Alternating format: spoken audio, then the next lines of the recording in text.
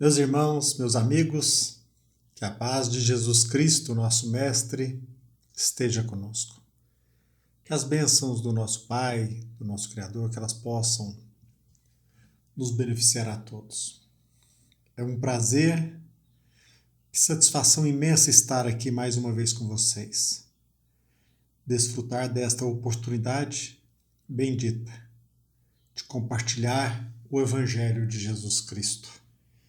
Eu agradeço sinceramente por sua atenção, por você relevar as nossas dificuldades, os nossos limites e juntos, como numa mesma família, em torno do Evangelho, relembrar a vida de Jesus Cristo. Hoje eu quero falar com vocês a respeito de um tema que entendo de vital importância: a ganância. O interesse quase que exclusivo pelos bens materiais, pela riqueza material. E desde o início eu já quero destacar que não há nenhum mal em buscarmos, em concretizar os nossos interesses materiais. Penso eu que nós devemos submeter esta busca aos interesses espirituais. Hoje, meus irmãos, atualmente, se você se perguntar qual a pior doença que tem assolado a humanidade terrestre, qual é a doença que tem arruinado o homem aqui na Terra, em sua grande maioria? Nós sabemos que existem muitos desafios, muitos obstáculos, mas eu convido você a prestar atenção na hipnose pela riqueza material, pela hipnose, pelo desejo excessivo, incoerente em acumular bens.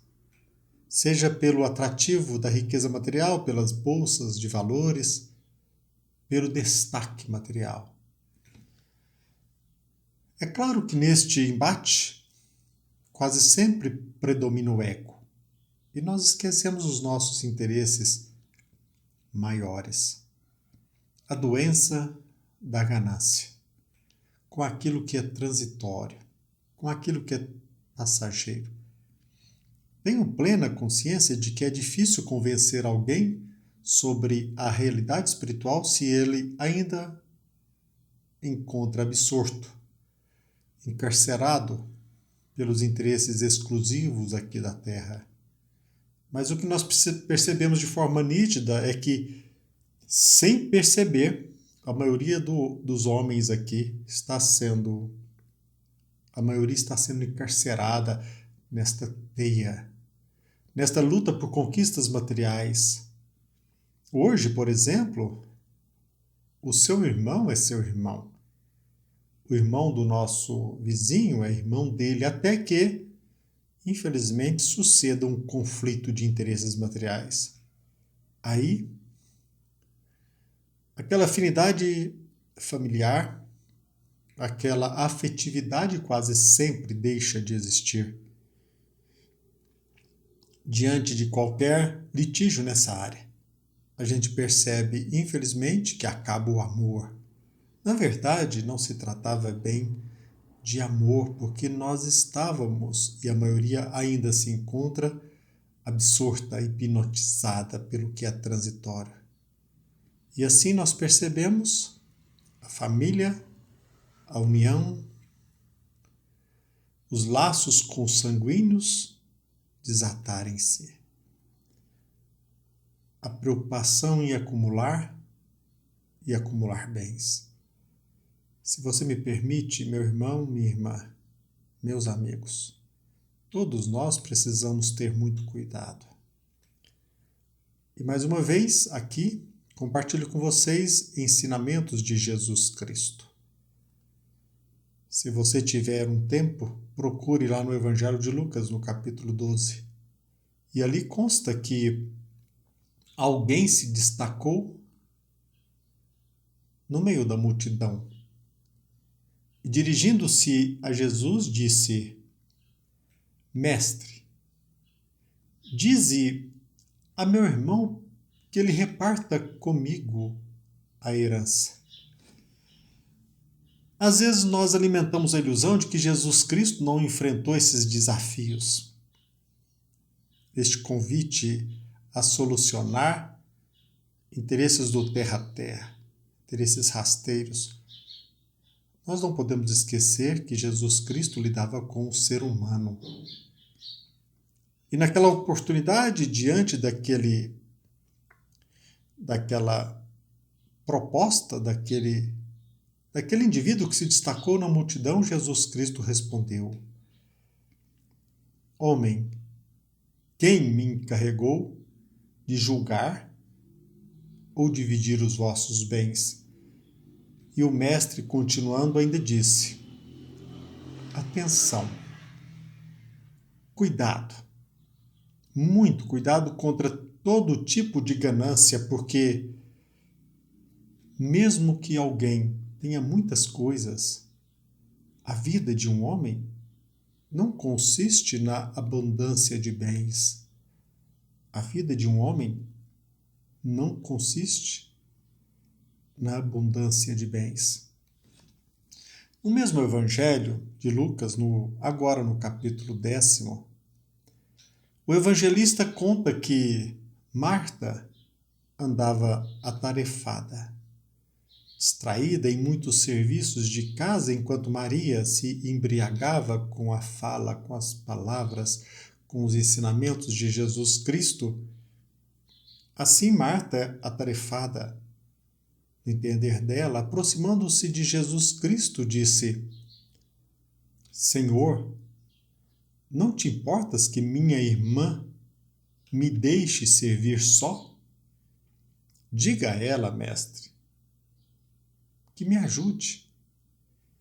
E de forma inesperada, ante aquele desafio de Marta, Jesus Cristo, o Messias respondeu: Marta, Marta, estás ansiosa e afatigada com muitas coisas, mas uma só é necessária. E Maria escolheu a boa parte, e esta parte não lhe será tirada. Para vocês terem uma ideia que a vida de Jesus Cristo, as lições contidas no Evangelho, as lições do Messias, elas vêm ao nosso encontro sempre, nos ajuda para que nós nos despertemos. No meu caso, por exemplo, após 30 anos de exercício da profissão de advogado, na advocacia, o que ainda hoje me entristece é que a família vai muito bem, até que alguém morra. Às vezes a família se encontrava unida, ou pelo menos aparentemente unida. Eles se reuniam aos fins de semana, eles mantinham um diálogo fraterno, eles participavam de festividades, basta que alguém morra. Aí, infelizmente, como advogado, eu percebo que aí se iniciam as brigas. Brigas e mais brigas. Para vocês terem uma ideia, eu me deparei com um litígio envolvendo uma cama deixada pelo falecido, pelo inventariado. Uma cama deixada por aquele que faleceu. Também, na área de família, envolvendo divórcio, a gente percebe que, na maioria das vezes, o casal, ele se une e ele vai bem. Eles enfrentam sacrifícios, obstáculos, trabalham juntos, eles juntam, eles poupam. Todavia, quando adquirem algo, quando talvez a riqueza se torna um atrativo, não é raro, meus irmãos, nascer o propósito de se divorciar em busca da divisão do patrimônio. Mais um litígio que nasce. E nós percebemos que após aquele divórcio, não raro, aquilo que foi adquirido pelo trabalho, pela união, pelos esforços em comum, não passa muito tempo e ele deixa de existir. O patrimônio se dissipa e quando às vezes aquele que divorciou, ele multiplica os bens, a gente nota também que ele se encontra encarcerado, hipnotizado pelo interesse em acumular patrimônio.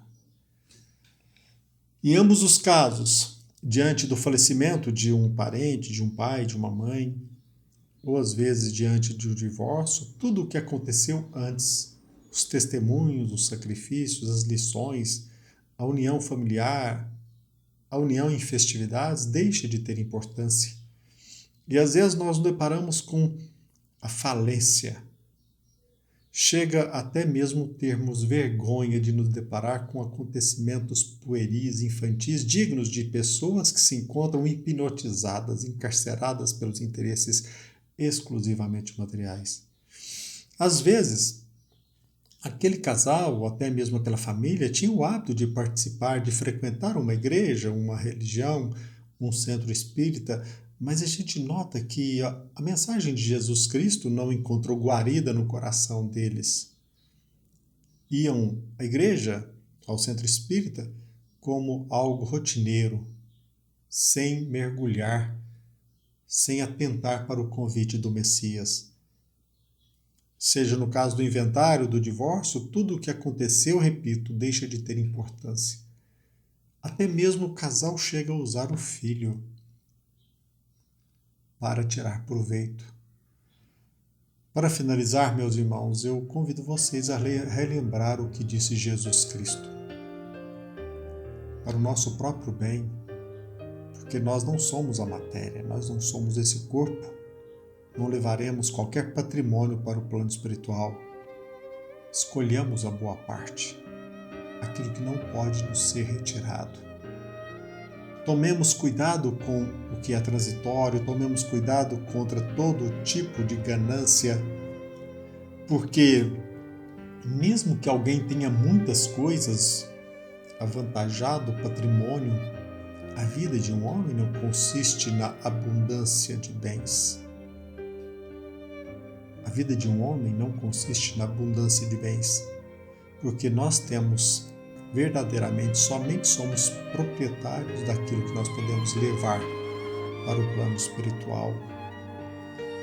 A vida é muito curta. Demonstremos a nossa fé em Deus, aceitando o convite em torno do banquete divino que nos convida a algo que vale a pena ser vivido. Aproveitemos a nossa encarnação para dignificar os nossos familiares, para valorizarmos a nossa esposa, o nosso marido, para reconhecermos a importância dos nossos pais através do respeito. Afugentemos de nós todo e qualquer propósito de escravidão ao que é transitório. É natural repetir. Não existe nenhum empecilho em buscarmos, a concretizarmos os nossos direitos, mas não caiamos no ridículo. Se somos cristãos, escolhamos a boa parte. Pensemos nisso. Que a paz de Jesus Cristo esteja conosco e que as bênçãos do nosso Pai, que elas possam nos beneficiar a todos. Que assim seja. Fiquem com Deus.